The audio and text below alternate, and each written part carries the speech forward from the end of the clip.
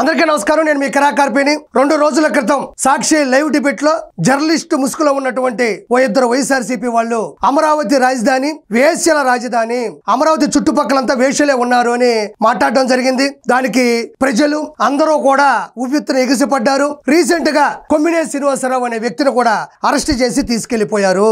కృష్ణరాజు అనే వ్యక్తి పరారీలో ఉన్నాడు. ప్రజల మనోభావాలు తీవ్రంగా ఇబ్బంది పడ్డాయి.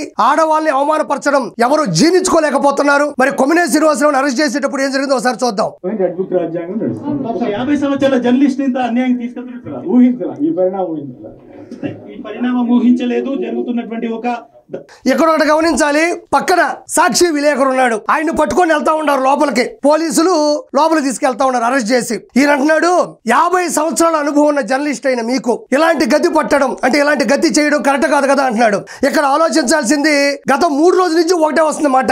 70 సంవత్సరాలు ఉన్న మీరు, 50 సంవత్సరాలు జర్నలిస్ట్ అనుభవం ఉన్న మీరు, అంటే వయసు 70 అయినంత మాత్రాన 50 సంవత్సరాలు జర్నలిస్ట్ గా ఉన్నంత మాత్రాన తప్పు చేసిన, అనుచిత వ్యాఖ్యలు చేసిన, తప్పుడు ప్రచారాలు చేసిన, విష ప్రచారాలు చేసిన పోలీసులు పట్టుకెళ్లిపోతారు.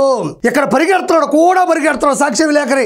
ఏదో అల్లూరి సీతారామరాజు గారినో, భగత్ సింగ్ గారినో, లాలా లజపతి రాయ్ గారినో, పొట్టి శ్రీరాములు గారినో వీళ్ళని తీసుకెళ్తారు చూడు. బ్రిటిష్ వాళ్ళు అంటే ఉవ్వెత్తున ఎగిసి పడుతూ నినాదాలు చేస్తూ క్విట్ ఇండియా ఉద్యమాలు, ఉప్పు సత్యాగ్రహాలప్పుడు ఎదురు తిరిగితే అరెస్ట్ చేస్తే తీసుకెళ్తున్నప్పుడు ఎలా అయితే వెంటబడతారో ప్రజలు, అలా ఈ సాక్షి విలేకరి వెంటబడతా ఉన్నాడు. నాకు అర్థం కాదు ఏంటంటే ఇక్కడ ఒక కారే ఉంది, ఇంకొక కారు ఉంటే ఇతను కూడా పట్టుకెళ్ళి ఉండేవారు. వాళ్ళకి తెలియదు. 50 సంవత్సరాల జర్నలిస్ట్ ఇంత అన్యాయం ఊహించాల ఈ పరిణామం. ఇక్కడ ఆలోచిస్తే మొన్న సాక్షి లైవ్ డిబేట్ లో మొత్తం అందరూ చూశారు.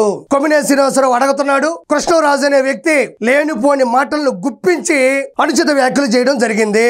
దానికి ఈయన ఏమంటాడంటే నేనే తప్పు చేయలేదంటున్నాడు. మీరు అందరూ ఆల్రెడీ చూశారు. ఆ వీడియో ప్లే చేయకూడదు. కానీ ఈయన కృష్ణరాజు అనే వ్యక్తి అమరావతి రాజధాని వేశ్యల రాజధాని, అమరావతి చుట్టుపక్కలంతా కూడా వేశ్యలే ఉండారన్నప్పుడు ముసి నవ్వులు నవ్వుతున్నాడు.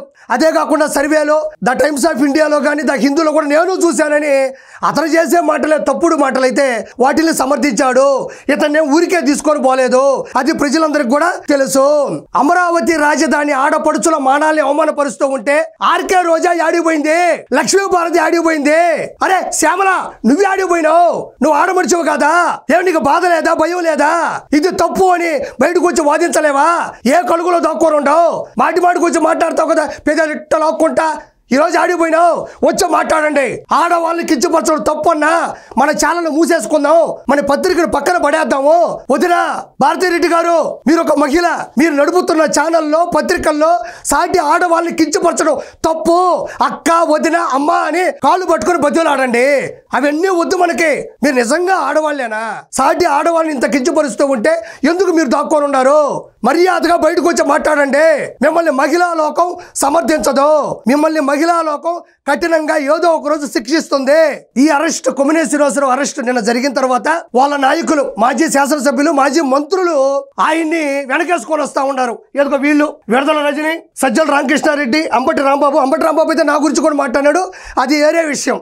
దాని తర్వాత మార్గాని భరత్, వీళ్ళందరూ కూడా శాసనసభ్యులు, మాజీ మంత్రులు. వీళ్ళు ఏమంటారంటే అందరికీ కూడా పార్టీ ఆఫీస్ నుంచి, వైఎస్ఆర్సీపీ అఫీషియల్ పార్టీ ఆఫీస్ నుంచి ఒక 4 పేపర్లు పంపించారు. మ్యాటర్ ఒకటే, కింద పేరు మారుస్తారు. ఇది విడదల రజనీకి, ఇది మార్గాని భరత్కి, ఇది అంబటి రాంబాబుకి, ఇది సజ్జల రామకృష్ణారెడ్డికి. నలుగురు మాట్లాడేది ఏంటి అంటే కొమ్మినేని శ్రీనివాసరావు గారిది, క్షమించాలి నేను గారు అని తలుచుకోలేదు, కొమ్మినేని శ్రీనివాసరావుది అక్రమ అరెస్టు. ఆయనకి 70 సంవత్సరాల వయసు ఉంది, 50 సంవత్సరాల జర్నలిస్టు అనుభవం ఉంది. ఇలాంటి వ్యక్తిని అక్రమంగా అరెస్ట్ చేస్తారని చెప్తున్నారు. వీళ్ళు అసలు మనుషులేనా? వీళ్ళు మనుషులు కాదు, అడవి జంతువులు.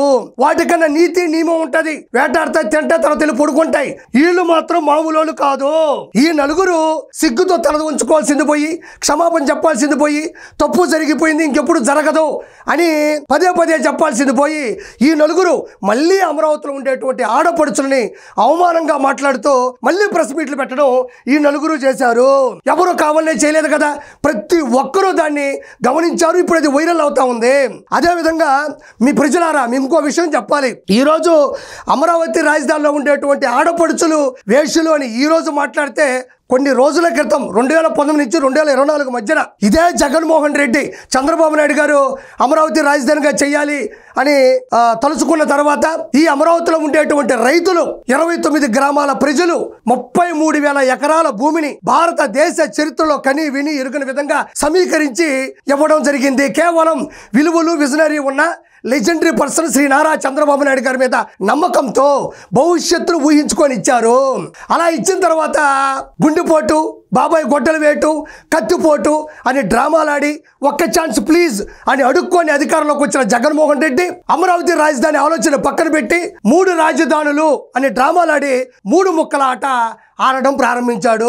మనం ఇక్కడ ఆలోచిస్తే ఎన్నో జ్ఞాపకాలతో కూడిన పొలాలు, వారసత్వంగా వస్తున్న స్థలాలు, ఎంతో కష్టపడి రూపాయి కూడబట్టుకుని అర్జించినటువంటి ఆస్తుల్ని కూడా వాళ్ళు ఇచ్చినటువంటి ఆస్తులకి ఏమాత్రం గౌరవం లేకుండా అమరావతి రాజధాని కాదు 3 రాజధానులు చెప్పడం వల్ల కడుపు మండిపోయినటువంటి అమరావతి రైతులు ధర్నాలు చేశారు, రాస్తారోకోలు చేశారు, అదేవిధంగా ఎగిరిపడ్డారు, ప్రశ్నించారు, ఎదిరించారు.